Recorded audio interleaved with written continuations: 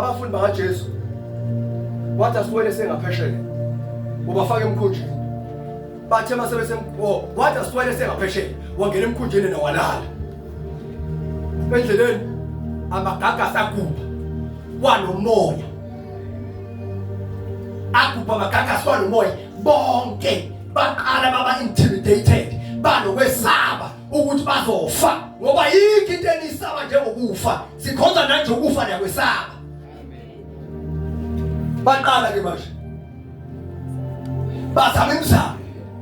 angena amanzi esikebheni bakhipha amanzi esikebheni angena amanzi bawakhipha hayi omnye wathi kunendodelele la baba banyela bathe Rabbi ulele thina siyafa they were not dead baba intimidated ngesimo esiphambi kwabo danyafa manje baba engafanga bathi ulele siyafa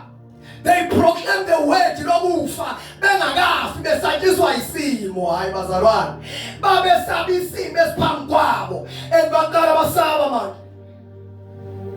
bathe uJesu wavela wavuka wakhuza ulwandle wakhuza emoya leli iBhayibheli yathula du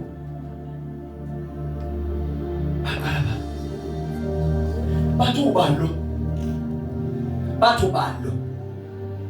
kade behamba naye angezwe ngishumayeza evula amehlo impumputhe phambi kwabo esukumisa ishosha phambi kwabo esuthisa amadoda awu 5000 phambi kwabo kodwa ngenxa yesimo esaba phambi kwabo they failed ukuthi lesi simo sabhavela yingakho bathi nakho sifa ukhona wathi uyeni kanti nokholo ngakanani nini ninokholo ngakanani because into emwarishile ukukholwa abanakho in him uyathi into ayiphambi kwabo isimo tshela umakhelwane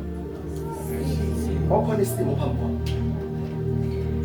abanye bethu basesibona isimo khona bagive up manje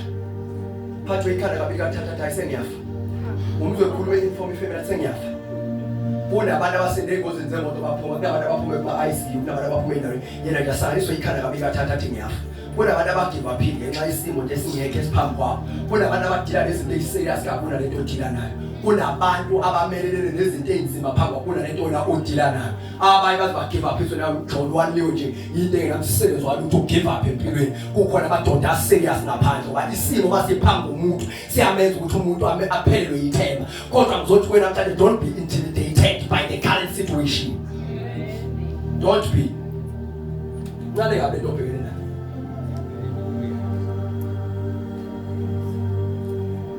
ushobo yazi ngiyanithanda bathi ngiyaniyeka